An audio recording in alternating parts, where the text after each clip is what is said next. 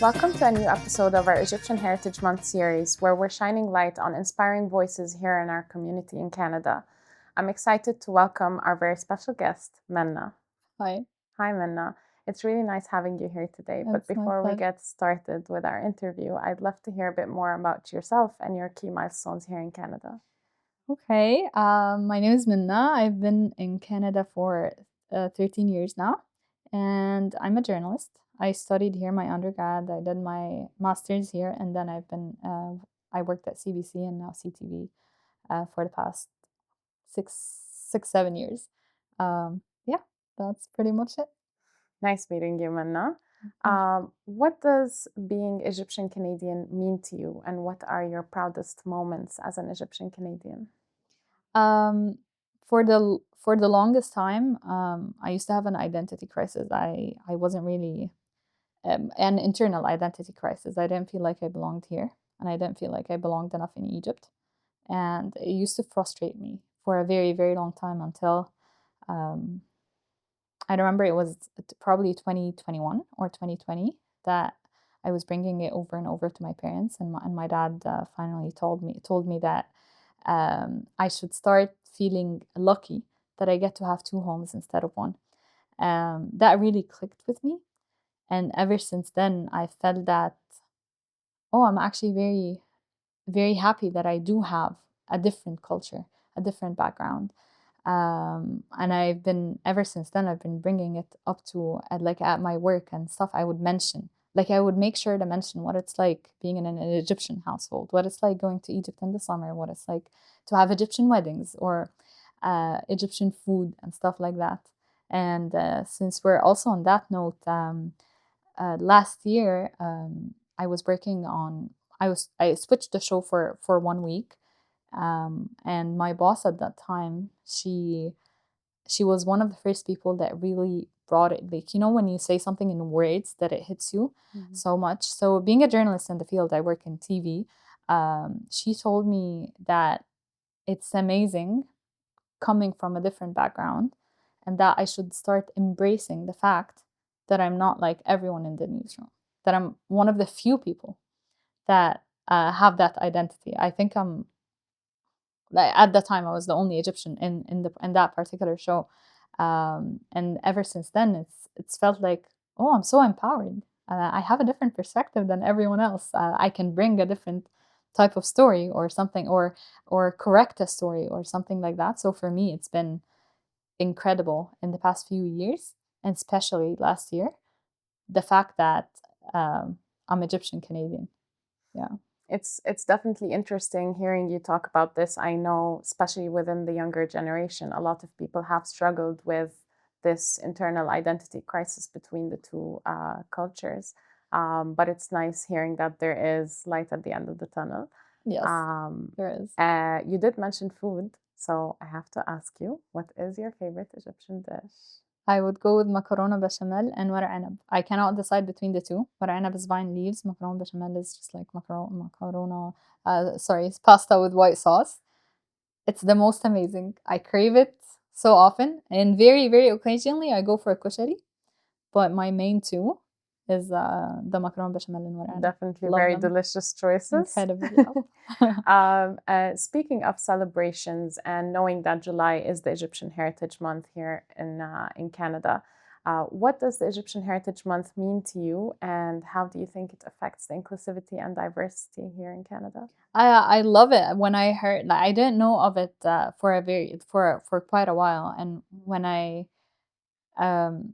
officially learned that it exists, I was so happy that there is some representation. That's to begin with, and the second thing, it's just so nice knowing that it's officially celebrated.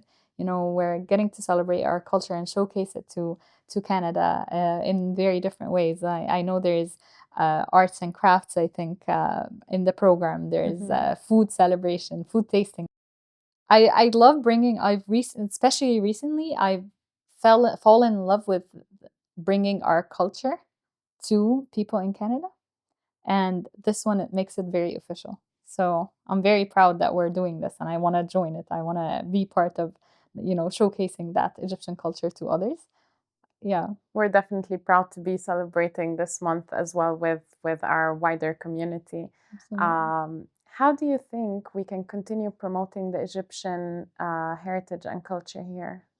I'd say to do it in your everyday life. It doesn't have to be a specific formal action that you do. It's like incorporate it in your everyday life. Just talk about it. Don't shy away of speaking of what it's like having grown up in an Egyptian household, or what it's like spending vacations in Egypt, or the traditions that you have, even the funny things that you do, or because I've noticed how much of a difference it makes. I've seen it in others' eyes, um, when they I've seen it in others' eyes when I say something about my country, and they go like, "Oh, this exists." I'm like, if I talk about like the weddings there, if I talk about the beaches there, they'd be like, "Oh, beaches are good." I'm like, "Yeah, we actually have one of the best spots of diving in the whole world," for example. So it's bringing that awareness in a very subtle way. It just creates a very different perspective for Canadians, about our own country. So, yeah. Menna, you've spoken about being a journalist here in Ottawa, and you've also spoken about celebrating your culture on a day-to-day basis. What is your secret sauce for success? Oh, persistence. Funny enough, I do have a piece that talks about persistence. Having a dream and a goal. It's never easy to reach. It depends on the goal, of course, but most goals are not easy to reach, which is why it's you're setting a goal. You're not reaching there right away. If you get too tired right away, you will not reach there. Um, and so the way I put it is have your dream and your goal be bigger, sorry, than the process. Because once you have it, like if it's so big in your head and you want to reach there, you'll ignore how tiring the process is, and you'll keep pushing through until you reach that final goal that you want. Um, and yeah, for me, this is what makes it. This is the only way you get there: persistence. It's great seeing how such a small piece of art can be representative of something so big. Yes. Um, it was really nice having you with us here today. But before we close off our interview, what is one piece of advice you'd give to the younger generation? Don't let anyone bring you down. Um, Embrace where you're. I know how challenging it is at times, to be coming from two different cultures, like to be brought up in a house that has something like has specific traditions, and being raised in a whole different style, for of that traditions. But one like just wait until you reach the point where you're actually embracing where you're coming from. And funny enough, I just gave birth recently, and I'm shocked at the amount of things that I want to celebrate with my daughter. Like I can't wait to celebrate Easter our way.